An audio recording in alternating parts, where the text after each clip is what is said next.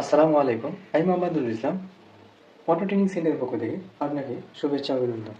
তো আমরা যেহেতু 48 বা 60 ভোল্টের চার্জার আমাদের 4টা ব্যাটারি বা 5টা ব্যাটারি চার্জ করে থাকি, তো এই চার্জার দিয়ে আমরা কি আমাদের এক্সট্রাভাবে থাকা একটা ব্যাটারি চার্জ করতে পারবো?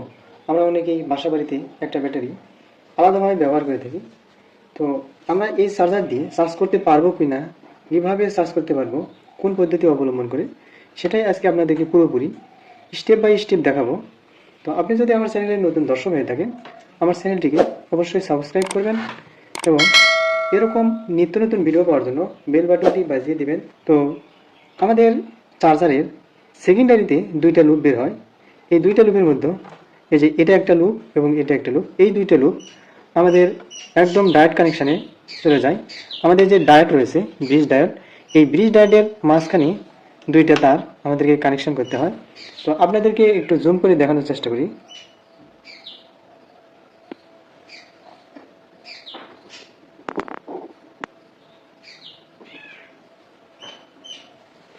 তো এখানে দেখেন সেকেন্ডারি যে দুইটা লুপ বের হয়েছে, এই দুইটা তার আমরা একটা তার সরাসরি আমাদের ডায়োডে কানেকশন করে নিয়েছি। এই যে হলুদ কালার তারটা আমি ডায়োডে কানেকশন করে নিয়েছি এবং আরও একটা লুপের যে তার রয়েছে, এই লুপটা আমি আলাদাভাবে রেখে দিয়েছি।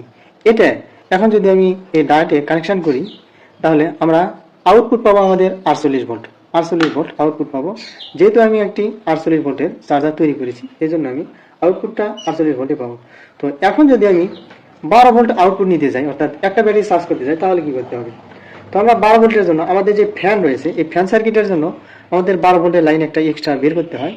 তো 12 ভোল্টের লাইন আমরা এখান থেকে একটা লাইন বের করে নিয়েছি, দেখেন এই যে এখানে। তো এই যে লুপটা বের করেছি, এই লুপটা এখানে আমার এখান থেকে শুরু করে আপনি গুনবেন কয়টা প্যাঁচ রয়েছে। দেখেন 1টা 2টা 3টা 4টা 5টা 6টা 7টা 8টা 9টা 10টা 12টা 14টা 16টা 18টা 20 22 প্যাঁচ আছে এখানে। তো 22 প্যাঁচে এখানে পাবেন আপনি 16 ভোল্ট।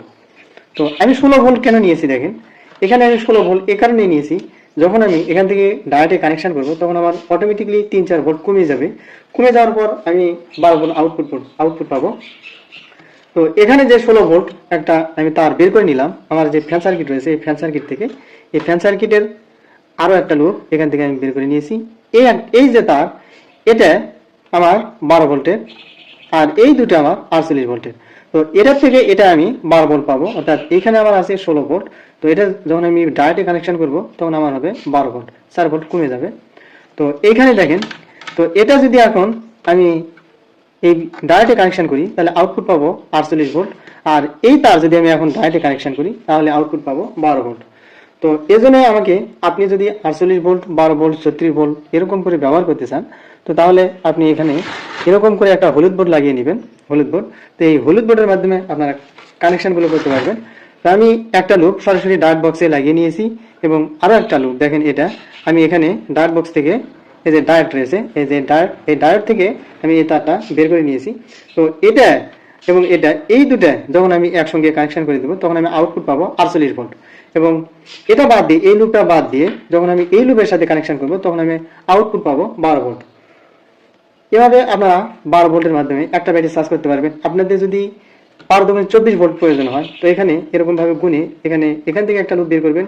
লুপ বের করে 24-এর সাথে আরো 4 যোগ করবেন, 24 আর 4 যোগ করে 28 ভোল্ট নেবেন। 28 ভোল্ট নিয়ে এরকম ভাবে আপনি ডায়োডের সাথে কানেকশন করবেন, তাহলে আপনি 2 ব্যাটারি চার্জ করতে পারবেন। চাইলে 3 ব্যাটারি চার্জ করতে পারবেন, 4 ব্যাটারি চার্জ করতে পারবেন।